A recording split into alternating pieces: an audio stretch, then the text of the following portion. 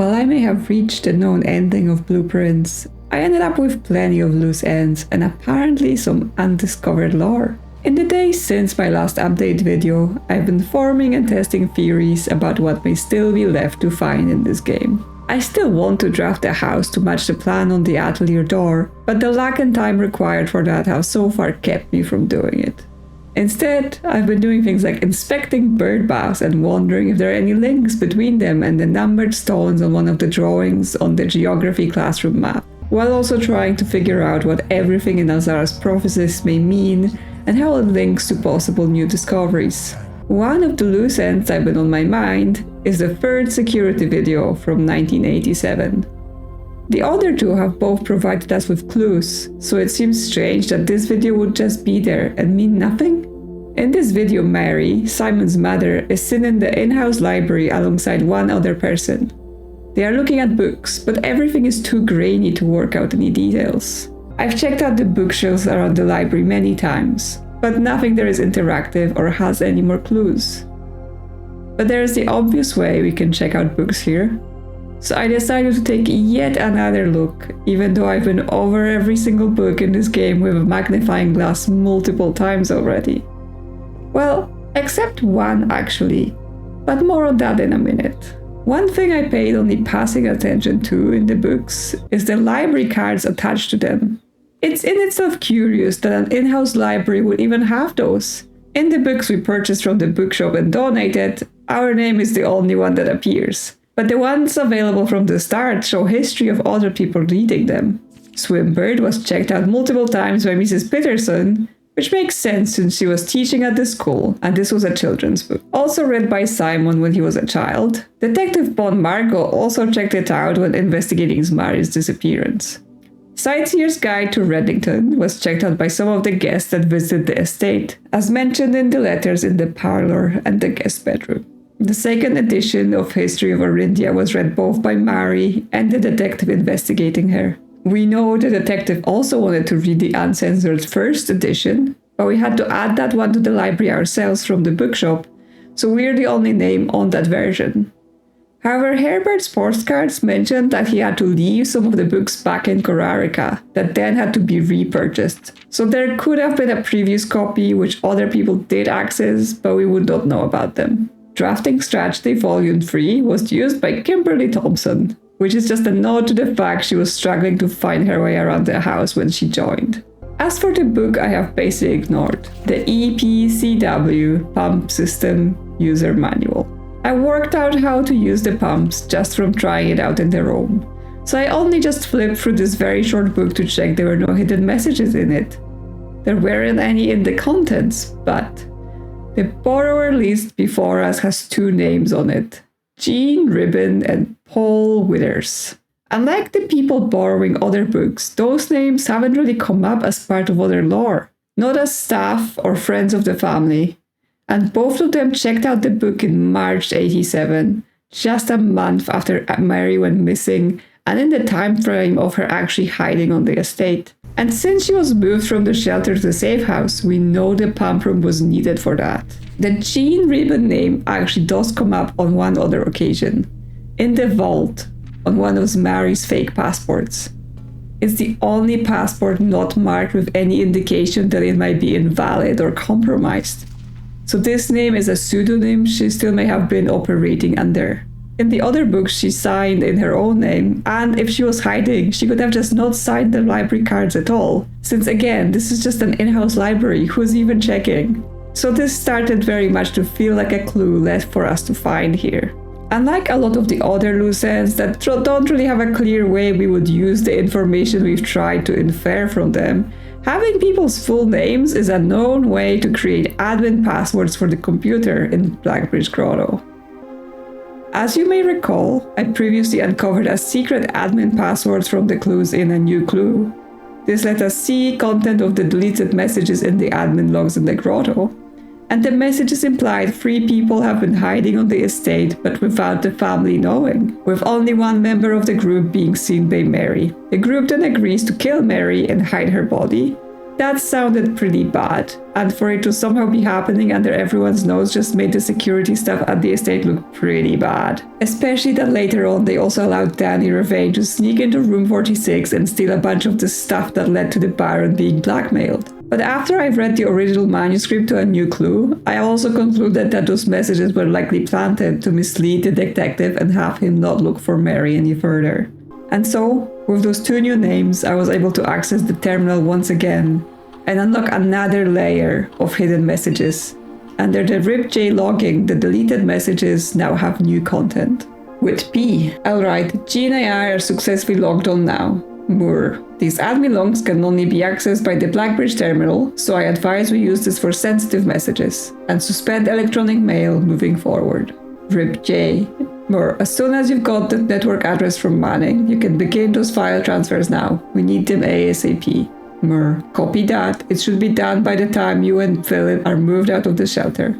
RIP-J, if by Philip you mean Paul, then yes, that timeline can work for us. Moore, I apologize. His admin key tripped me up for obvious reasons. I'll be wiping these logs regardless as soon as we are done here.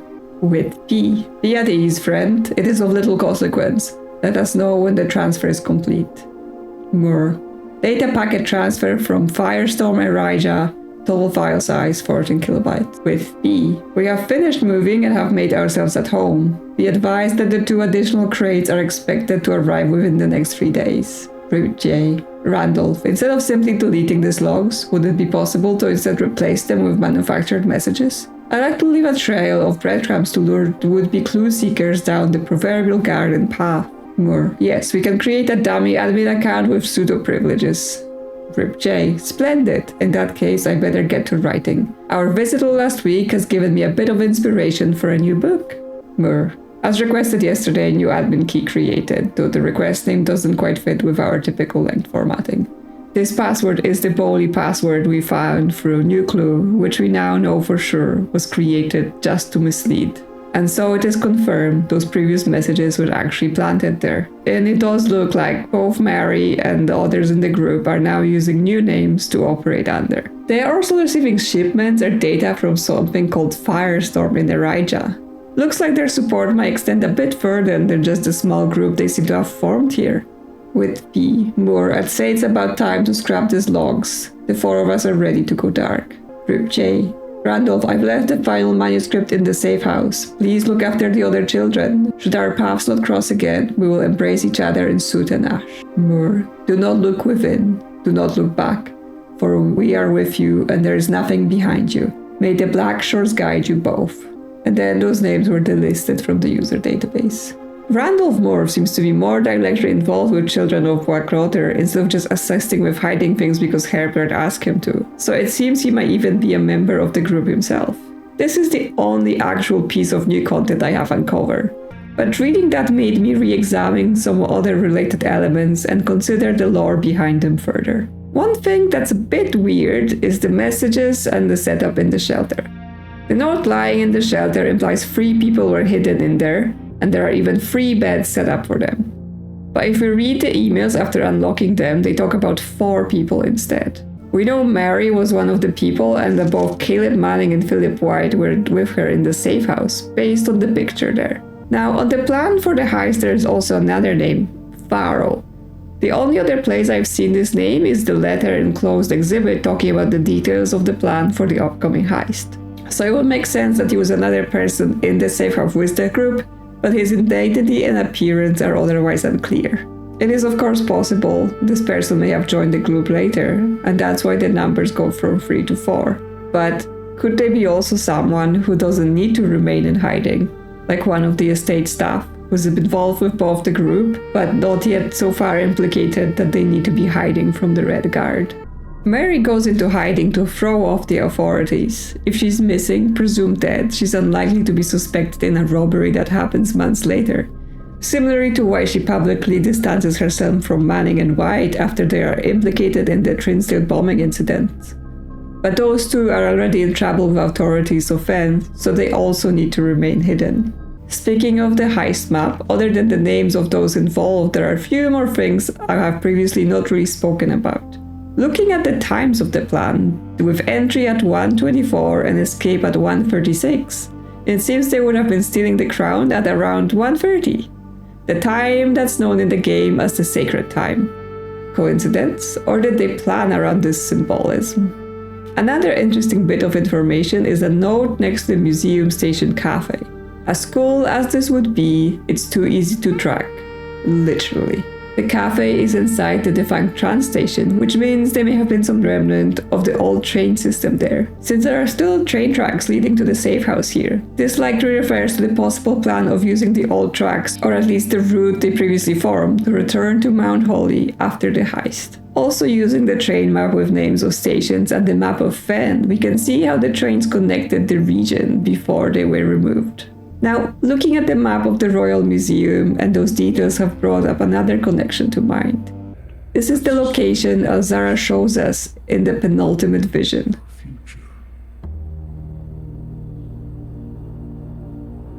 Faintly in the mist, I see a figure. A statue cradled in a courtyard of sentinel stone. Find yourself one day wandering these paths, walking in the footsteps of the past, wandering. We can actually see the cafe here with Simon sitting in a place that resembles a train station platform, but with some tea next to him. Alzara talks about Simon walking in the footsteps of the past. The visuals referring specifically to him doing so at the site of his mother's final mission before she left the country. But really, a big part of his journey here in Mount Holly Estate has been about that too. Finding the letters and the books she wrote, the plans she made, the places she was hiding in. But then he is there waiting for something that will not happen. Just like all this time, we have been learning about his mother's story and the various things she's done in the past. But we cannot actually find her or reach her, at least right now. All this at least confirms to me that she wasn't just killed here, or is not hiding somewhere in or under the house. She did truly leave with her accomplices, and they likely had further plans on advancing their cause.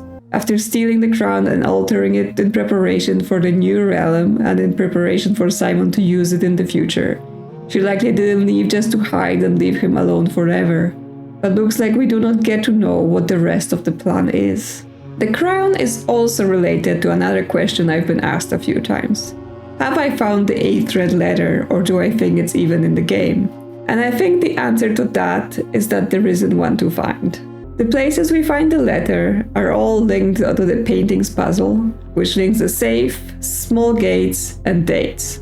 And most of the letters are in a safe, but letter 1 is in a room behind a small gate, which still aligns with the many interpretations of the puzzle phrase. Almost all letters are also accompanied by a red gem, a ruby, and we know that there were also 8 gems removed from the ruby crown.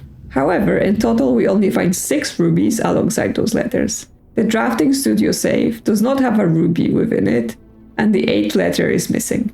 The letter from the shelter tells us that 2 of the rubies have resurfaced since the robbery, which makes those numbers add up. So how does that link the 8th letter not being something we can find? Well, the last location that matches the pattern is the orchard. We access it by a small gate, opened by a date, and then in the gardener's hut, we can see the little gem holder lying on the ground, indicating that when the groundskeeper stole the letters, he may have also taken some of the gems. But there's another tangle between the count of the letters and their contents. From the blackmail note in room 46, we know that 8 letters were stolen from the desk there. And the blackmailer's letter in the office even mentions that Herbert should keep those things in more secure location instead of a desk drawer. But that means this specific letter could not have been part of the original stolen set, since it was delivered to him after he paid ransom. Unless there were multiple incidents with letters being stolen and then recovered. But that would seem very strange to occur multiple times. Similarly, the letter from the shelter was written after the 2 rubies have resurfaced. So, if they surfaced because they were stolen from Mount Holly, then this letter was also not part of the original set. And so, if the 2 later letters replace 2 from the original set, that may also indicate not all of them were recovered, or maybe the information in them was not something Herbert thought was relevant to Simon, and that's why he didn't include them. Or the opposite, it was so bad he didn't want Simon to know what was in them. But we do know Herbert wanted Simon to find those specific letters. He indicated as much in the letter in the freezer, and on a very tight deadline, he completed the picture puzzle to allow Simon to gain access to all of them. So, did he just not leave a letter for Simon in the orchard on purpose? Was it a part of the plan to make him search even further? Or is that the missing item that we did not take, mentioned in one of the Alzara's visions? Was the letter set up for Simon to find, but then someone else took it again? Will more be revealed in future expansions to the game? I don't think that will be the case. I think Dirty Blocks was just supposed to be side content to the game that didn't make launch day due to issues, and then it got further delayed by the dev team trying to fix the actual serious in-game bugs. If they have put the final true ending in a DLC, I would be hugely disappointed. Because leaving people to chase things that are not even available until the dev decides to add them later is just not a good experience. And so, this leaves me with just more loose ends. I'm still trying to analyze Alzara's prophecies to see if I can gather more from them, or at least understand better what they may have been referring to in the many non-obvious parts. So maybe that will be something to put in a future video. But for now, this will be all for this short update. If you found any of this interesting, consider liking or subscribing. And I will see you soon on another adventure.